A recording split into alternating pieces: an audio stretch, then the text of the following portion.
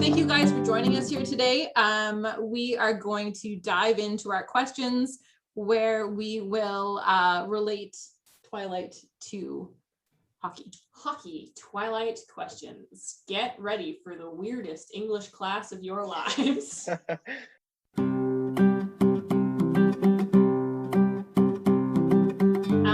we'll talk about the mind reading powers to start with. We have a couple questions on that. So Edward talks about his mind reading power as being like picking up voices out of a crowd. When the crowd is going crazy when you're on the ice, can you pick out certain voices like your coach, or is it all a big blur in the background? I guess for me, at least, I find that all the crowd noise kind of just gets drowned out by the adrenaline and the excitement of the game. And so for me personally, I find that it's pretty easy to focus on what the coaches are saying and what your teammates are saying. So. And do you think that it's like, is that because you're so accustomed to their voice, or because it's so important that you like hear what they are saying above anybody else? I feel like it would be more that it's more important. It's more of a priority to listen to what the coaches are saying to me than to listen to the crowd noise and get distracted. So I would agree with what Ryan said.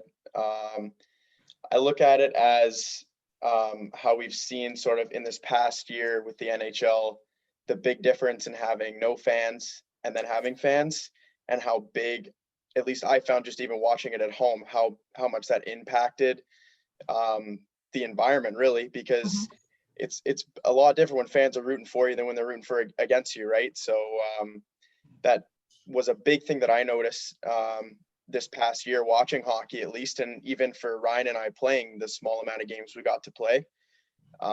There was no one there, so you had to create your own energy. And I agree with what he said. It's kind of like once the puck drops, it all fades away and you're just focused on playing. But there's definitely some heckling that you might catch before or after a whistle that kind of sticks with you for a little bit, but it's all about letting go of it and moving on, I guess.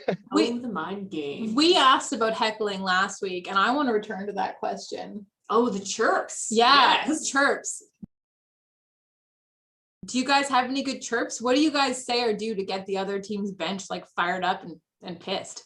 Like, how do you push them into an emotional reaction? I'm not really that emotional a player, so I'm not really into that side of the game. But there's certainly a lot of guys that are doing anything they can say or saying anything they can say to get into somebody's head, whether it's nice or not nice. But I've seen better hands on a clock. None of that. yeah. Unfortunately, I've heard that one before. Oh no. It's there's some people even at the pro level that make a living strictly off getting in guys' grills. Like that's just how it happens. And you need thick skin to play the game we play, I think, because once something gets in your head like that, whether it's something a player said or something they did, it's really hard to get out of that mindset. I find, at least for myself. So I definitely have to take the high road and not let things get the best of me, because the mental game it's tougher than hockey itself, I think. Okay, so we're gonna dwell in the previous chapters just a tiny bit, because this connects so well with what happened last week. So when somebody does get in your head, like when Edward was so mad that those guys were harassing Bella that he was going to kill them, what do you do to like bring yourself back down? Am I going, Ryan, or you want to take the horns here? I guess that would be where kind of the scrums and the brawls happened. You just fisticuffs before you can get back to being cool. So that's just from my experience. I'd agree with that. I think the nice part is playing the short shifts that we do. It's more, you can almost, if we're going to be ironic and sum the shifts into chapters, right? I like it. After one is done, you move on to the next. It's a different story. You got to pick up where you left off, hit the reset button. I love it. You should be hosting this. So when you're talking to each other, like you get back on the bench, somebody has been trying to get in your grill really badly. Do you try not to say anything about it, to not bring it onto the bench, or do you say something about it and just get your teammates like affirmation, like, yeah, what a thing I'm not going to say I'm going to post on YouTube, you know? I think it depends on, well, a big component of it is spending time with your teammates and figuring out who responds best to what.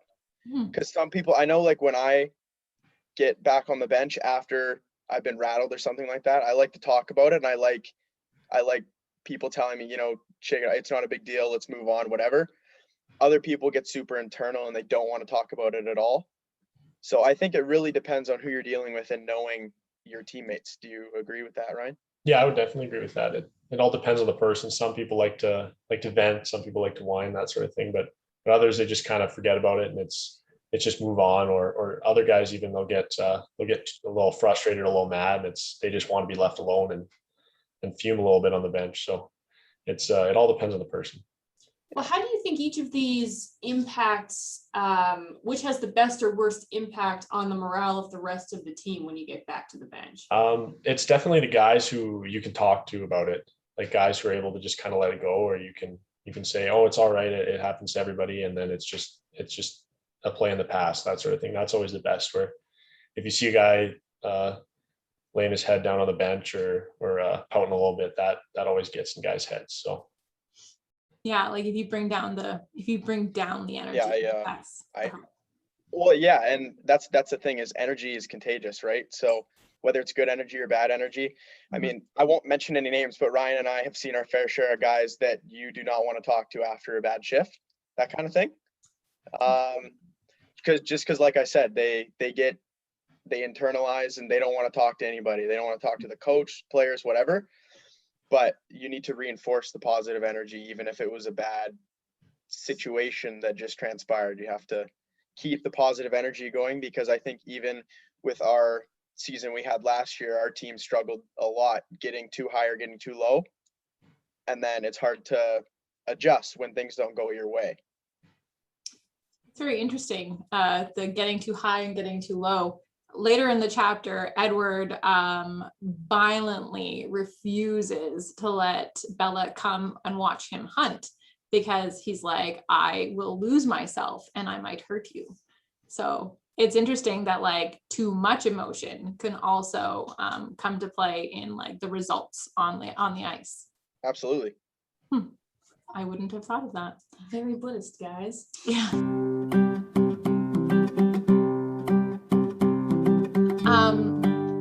So I wanted to ask you another question about basically mind reading or the way that people telegraph their intentions. So what are some of the ways that you can read your opponents and be able to anticipate moves that they're going to make when you're on the ice? I guess there'd kind of be two parts to it. So it'd be, some of them is emotional, where you can see if a guy's getting frustrated, that sort of thing, and you know maybe he's a selfish player where he's gonna start losing it on his teammates, and then that's when you know you've kind of won the mental side of the game. And then others are as far as the physical way that they play, where you can read if they're going to dump it in and then you let your partner go grab it, or that sort of thing. And our systems generally pick up on those habits or those set plays and that sort of thing that they do to counter it. So yeah, I agree. Another big aspect of what we do for not only like mental preparation but physical preparation as well, that people don't realize, is like we don't just show up to the rink and play hockey. Like we do a lot of video, a lot of analyzing other teams, whether it's how they break the puck out typically or what their power play looks like, just so we kind of have an idea as to what to expect. And there's always one or two guys on every team that we've got their number up on the board, like, hey, tonight you got to be all over that guy. You have to watch him, because if you're going the wrong way, they're going to make you look silly. So we got to be on the ball all the time. I love it. So in a couple chapters from now, maybe 2 chapters from now, Edward is going to tell Bella that he sneaks into her bedroom and watches her sleep. So the reason I mention this is because, you know, it's like he's watching game film. He's like, you know, like how tense is she? I want to learn more about this person. I I'm just like amused by it. So if, you know, in a way, it's kind of like you're learning the moves of your prey. Like you're learning much, which way the fox is gonna go. I haven't watched them sleep, but I know what you're talking about. I hope not. Well, what position do you guys play? We're both defensemen. Okay, so We were D partners for a little bit actually, so we have a bit of chemistry, one would say. Nice. Yeah.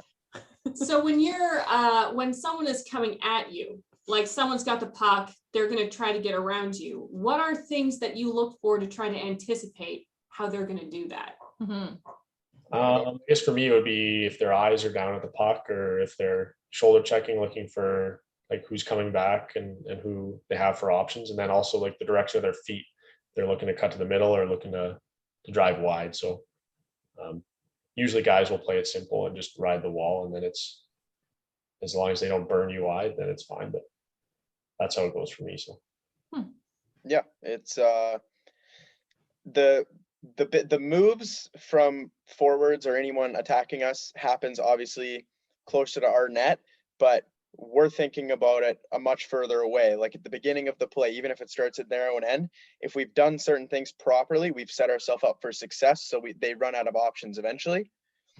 For example, like if we give them too much space and too much time to skate with the puck, then their moves will be easier. We might bite on them a little bit harder because they have more time and we have to cover more ground. So if we've judged our gaps coming up the ice properly, then we've eliminated a lot of options for them. And then eventually our goal for defensemen is we want them to dump the puck in because they're like, I got nothing here. I got to get rid of it. Because 90% of the time, hopefully it's more, you'd expect them to dump it in and we get the puck back. Because we've got our goalie back there. You got me and Ryan back there. So we're hoping for good things. So. Okay. Very much like Edward, how he reads everyone's minds around Bella, and then Time's coming to the rescue because he left a gap that was a little too big. He cut that one tight. Excellent job, guys.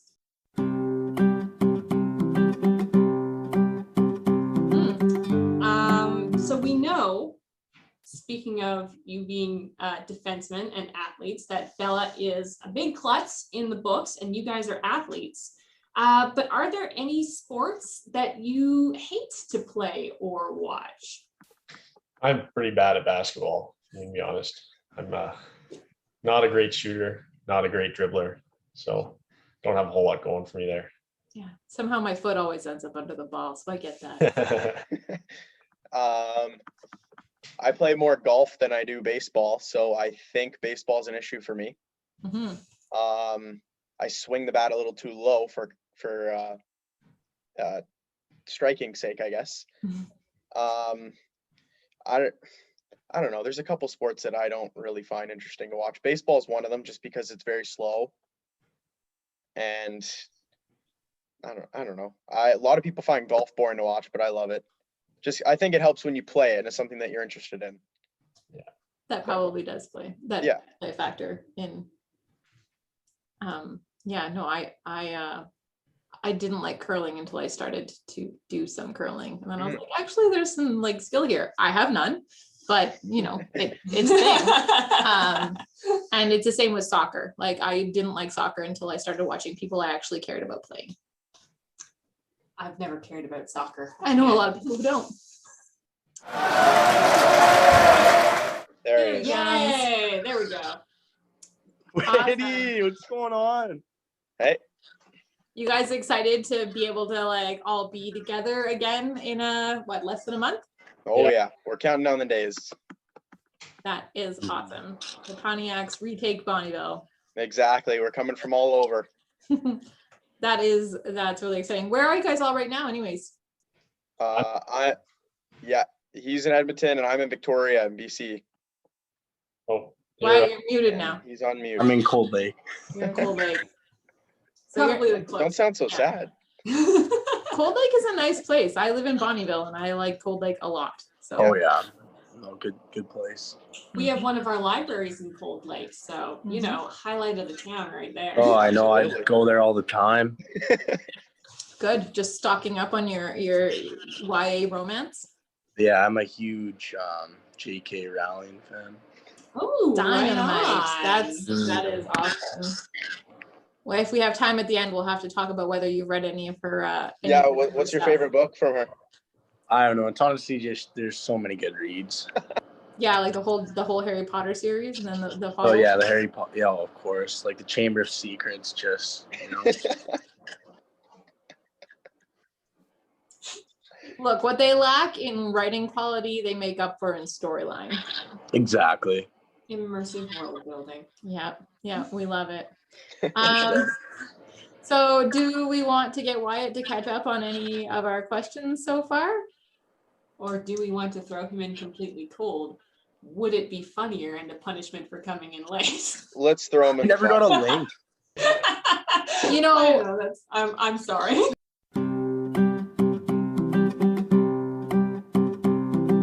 Let's throw Wyatt a question. yes. Mm. Let's talk about superstitions. Okay. So in the book, Jacob is telling Bella that the Cullen family is rumored to be vampires. And he thinks it's just old silly superstitions that his people are passing around, and it doesn't really mean much. It's a metaphor for something. Like it's a blood feud or something. Who knows? But it's not real. But Bella buys it, and she's like, "No, I think maybe he is." I you know what, that she's decided that's the most rational explanation. So she does some research into vampires, and it turns out that most of the world historically thinks that vampires are blood-sucking monsters. So there are some stereotypes for hockey players out there. How do you navigate a world that has, that's my puppy. How do you navigate a world that thinks it knows who you are before it even really meets you? Yeah, you know, I think there's always bad apples in anything, but like Twilight showed us, there is a lot of good people out there that just get put under the wrong blanket. So, I think it's just stuff that you can control personally to help change the narrative of what people think hockey players are. And that's all you can do is control yourself, right? Mm-hmm.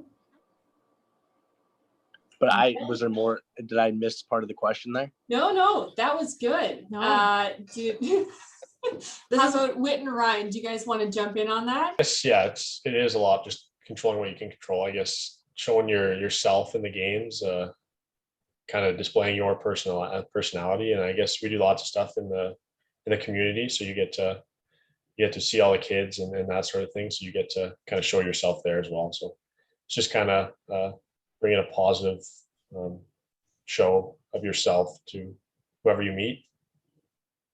Yeah, I think you guys are really well regarded in the Bonnyville community. I know, Yes. like the arena seats about half of the town, and it's always full. Yeah, they quite like you guys. Mm-hmm. It's good to hear. I've only been living here for like 6 months, and it is literally all I hear. It's like, well, you'll like it when the hockey season starts. I'm like, okay, I'll be there. Well, why not, right? What else are we gonna do? You might as well come watch a hockey game. Of course I will. It's been years, so I'll be there. I'll have to bring a certain hat so they'll find me in the stands. Well, though, maybe they have psychic powers and I can hear you through the crowd. Also, I think that these videos, meeting all of you guys, it's really taken down my expectations and Lowered your stereotypes around. expectations? No, it has raised my expectations of hockey players. Yeah, You let's be guys have careful. been- Let's be careful yeah. now. Yeah, a No, really rude. fantastic lot. Yeah, no, this has been fantastic. Okay, so the other side of my question is,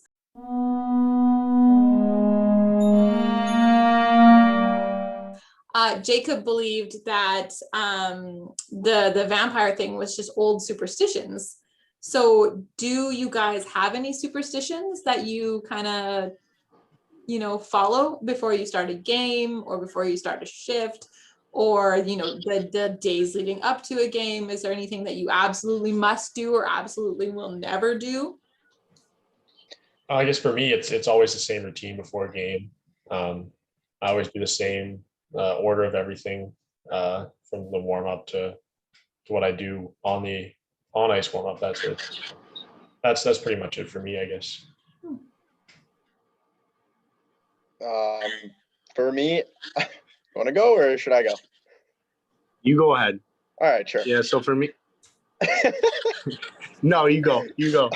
Okay, so for me, my superstition, honestly, is to have no superstitions. Oh. Unless something's going right for me, maybe I have a point or two in a couple games, then I'll stick with what I did last game. But I have no problem switching it up just to get in a groove. I've tried in the past to be the guy with the earphones in and get super dialed in and whatever, but I don't find that works for me. I think I get almost too into it, in a sense that I like being loose in the sense that, just having fun, being goofy, I guess, before games, being with my friends and whatever, and then we kind of get ready to go together rather than being shut off from everybody. So that's just me.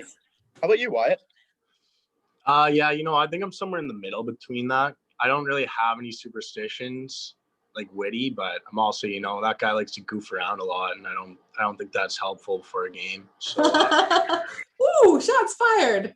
Love it. Okay, sounds good. no, I'm just kidding. No, I don't do anything weird, If just do what works for you. Some guys like doing the stuff, but I mean like how much do you believe in that sort of thing, right? Like at some point, I think you just got to be mentally ready to play and not be, oh, I put my left shin pad on before my right one. Now I can't go out there tonight. Like, no, grow up. So yeah, that's what I got to say. I see. I think we got to ask a goalie too. Goalies do this worse. Yeah. Goalies are different. You can write them off. Yeah. You can, Weirdos. Yeah. That's the one stereotype that will stick forever. that goalies are weirdos. Oh, that won't change. I Great can't guys. wait to tell my friend Amy that she's a weirdo. She's gonna Great have a guys, field day. but they're weird, and they know it. Interesting. Yeah. Like what level of weirdo can typically expect to see from a goalie? Like always the same like undershorts and stuff, and it's like, Well, can't you I watch guess that? it depends on who you get, but like I had a goalie once that would like talk to the puck. Like he would save it, and then he would be, "Oh, how are you?" And I'm like,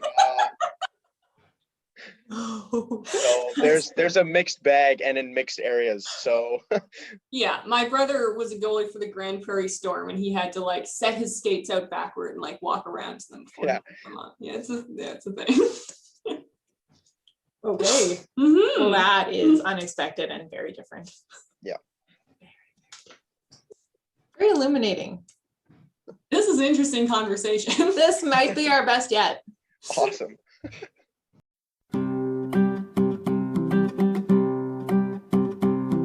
All right, I'll throw another question out there. So in this chapter, we see that Edward seems like he wants to go after Bella, but is nervous about achieving his goal. He doesn't know if when he gets it, he's gonna blow it and like murder her, but different stakes. Have you ever gone after something you were nervous about getting, like becoming the captain or getting more time on the power play or the penalty kill? Yes, but I'm not concerned about murdering anyone. Yeah. Well, that's good. That was quite the comparison there. Yeah. You always want more opportunity. That's just the way the game goes. You want to do the best you can.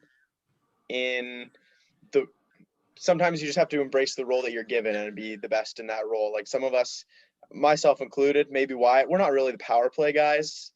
We would like to be, but it's just something that you have to embrace and be the best at whatever role they put you in. Yes, I would agree with that a lot. Sometimes that's what the coaches want, is somebody who embraces their role. And everybody needs to find their niche on the team, and that's what gets you success. So Yeah, I mean, I think you got to go for things that you want, and there's always going to be some sort of risk involved, but you never want to be sitting there saying, oh, well, Bella was super hot, but I was scared I was going to murder her, right? Like, you just gotta...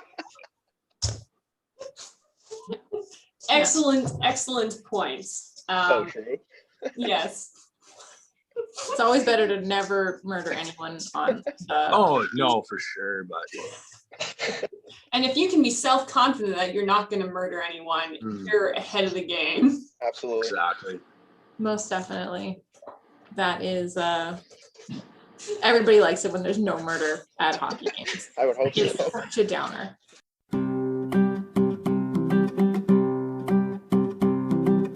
I got a question for you guys about your parents. So this is going to be fun. Mhm. So Jessica in this chapter was grilling Bella about her night with Edward. Now we're going to talk about hockey parents. If your parents have to miss an important game or tryout, do you get grilled on the nitty-gritty details after the fact? Not really. My parents have kind of said that it's my hockey and it's how I want it to go. They love watching it, of course, but they're not. They're going to leave it up to the coaches to grill me or rip me if I have a bad game. So they've said that's not really their role anymore. I mean, if they don't see the game, then I guess they ask questions and stuff, and I'm happy to oblige as long as I didn't play poorly. Then my answers probably get pretty short. But yeah, I think they just care and want to know how things went. But yeah. My parents, at least in the last couple of years, have kind of figured if they get a phone call after the game, it's because it went well and I want to talk about it. And then if they don't get a phone call after the game, they don't want to poke the bear, which is fair. Mm-hmm. I know a lot of parents just want their kids to be, having fun and everything. And obviously that's important. But I guess my mom, my grandpa has an NHL background. So she's been around the game for like a long time. So she my parents, I guess they know good from bad, I guess I could say. Mhm. So they'll let me know. Let's put it that way. Nice. So I'm But we have seeing good that there's like an evolution over the last few years for a lot of you where they've kind of pulled back and let you move on to your own, your own thing. I like it. And actually, you know what, that could become very good advice for Bella, especially with regard to poking the bear. If Edward hasn't had a successful hunt, you can tell because he's going to be grumpy and he's going to be flaring his nostrils and he's going to have black eyes that are like hungry for blood. And then she should stay away from him. Yeah. He's just going to be more likely to murder her. And We've already been over this. Again. It's not good. no.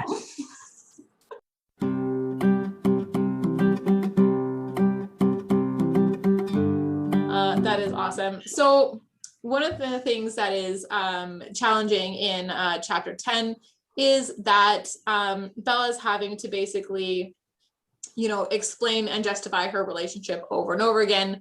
And she's getting some negative feedback from people who don't think that it's a very good idea for her to be with Edward.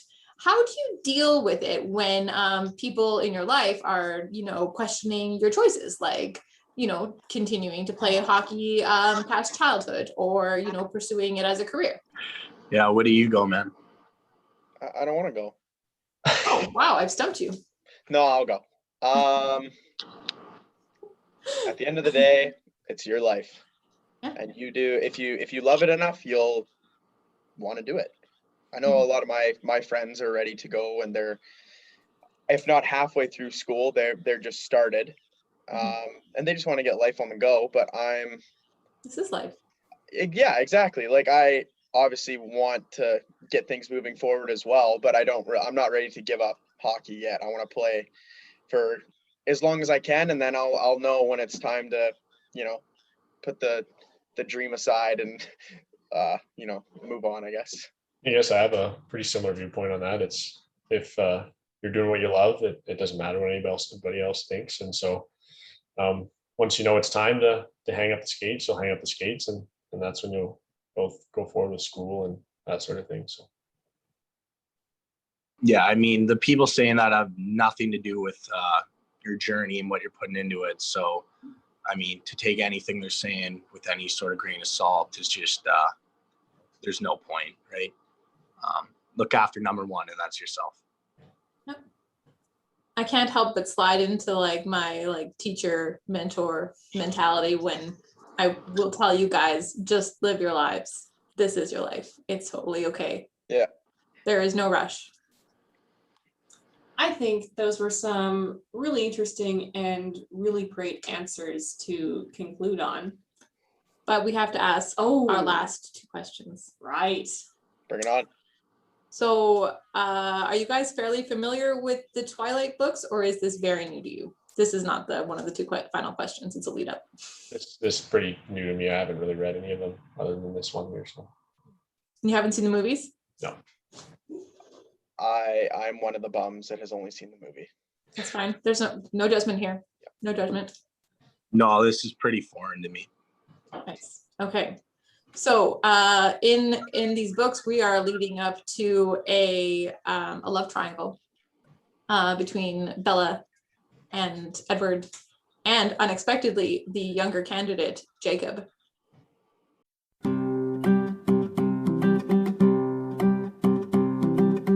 So in a war between vampires and werewolves, are you team vampire or are you team werewolf? God. I know we're asking the really hard hitters now. Vampire? Why vampire? No judgment. I'm just curious. I feel like werewolves smell bad. Like wet dog? Are you saying that you're like, you like my dog back here? Are you saying my office stinks? Well, I'm just saying, get that dog wet. Do you want to have kisses from it? She's definitely been in the pond today. Nobody wants kisses from her. I'm saying the dog stinks. And that's why I only let her babysit my cats. Okay, gentlemen, do you have other perspectives? Gotta be vampires too, because werewolves are pretty dangerous on those full moons, aren't they? I feel like they have less control than a vampire. But I mean, it seems like from the book, the Cullens are the only vampire family that doesn't feed on human blood. That's fair. I mean, that's a pretty low non-murdering ratio. Poor Winnie. I'm just gonna keep things interesting and go werewolf. Uh-huh. That's because you look like a werewolf. I was gonna say, is it like related to the fact that you're kind of fuzzy yourself? Wow, you guys are jerks. I'm getting a haircut soon. Don't be like that. Thank God. But yes, that's part of it. I don't know. Just a gut feeling. That feeling that the werewolves are gonna save the day. Yeah, maybe. I didn't just give anything away.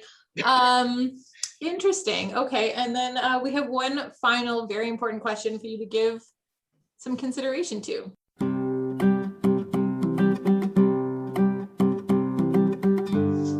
So in this book, Bella has to make a decision about whether she wants to become immortal or not. So what would you choose? Would you become immortal and live youthfully for the rest of your very long, possibly endless life? Or would you choose to live out a normal span of human life and grow old and die? Yeah, I'm probably going with the mortal option on this one. I mean, like, you'd have to be pretty desensitized to everything if you go immortal. Like, everyone would just keep dying and you just keep living. I feel like that'd just be, so then you'd stop having relationships with people, then you're just living alone endlessly. Yeah, that was what I was going to say too, was unless you have somebody else who's immortal with you, I feel like it would just suck. I'm planning to become immortal, just, if the opportunity arises, but continue. I'm agreeing with them. Like, life's too short, but that kind of life is too long. Like way too long. How about a middle ground then? So you're saying, like, what if you got 500 years and you got 3 friends or family members? I think that. Yeah, I think you have my interest. Yeah. I'm a negotiator. It's what I do. Yeah. Lawyer here. Okay. That's very interesting. So, like, what would you do with an extremely extended life? Not forever, but just extremely extended. Play hockey forever? No. No? You tired? No, you got to hang them up at some point. And I think it's well before your 100th birthday. Okay. I don't know. I'd probably just Chill. nothing a lot. Yeah. So much Netflix. I still would just be taking the Immortal route on this. Yeah, you'd be taking the exit ramp like a little early. Fair enough. That's awesome. I always think like it's such a big world and science is going to do so much that I don't want to miss it. If I could avoid missing it, I'm going to stick around and I'm going to see it all. Fair enough. Mm-hmm. The only thing is that I would also like my dog to be immortal too, but not this dog. That This is the dog's biggest still learning. problem. She's kind of dumb. Yeah. But my other dog. Yeah. Then I have a buddy. So did you say your other dog? Yeah, my other dog. So you're just good with that one dying then? Okay, I'm not like looking forward to it, but I'm just saying that she's kind of a handful. Like she's a bit of a handful. So when the time comes, you're accepting of it. Yeah, I accept that death is a part of like the great. It is. That's fair. It's a circle of life. Just not for you, eh? Not for me, and not for my other dog. Okay, fair enough. Yeah, the girl has to have some sort of like standards to live by. Totally. My other dog. Well, thank you guys. Those were very well-reasoned answers. And I'm like especially interested, even just the 500 with 3 friends, you're still going, Yeah. 87. 87. something. 87 feels like a really solid age to like to end it. There is a lot of philosophical background for that particular answer as well. Well, we'll have to save that for our next chatting series, which will maybe be philosophy of hockey players. Mm. I can say.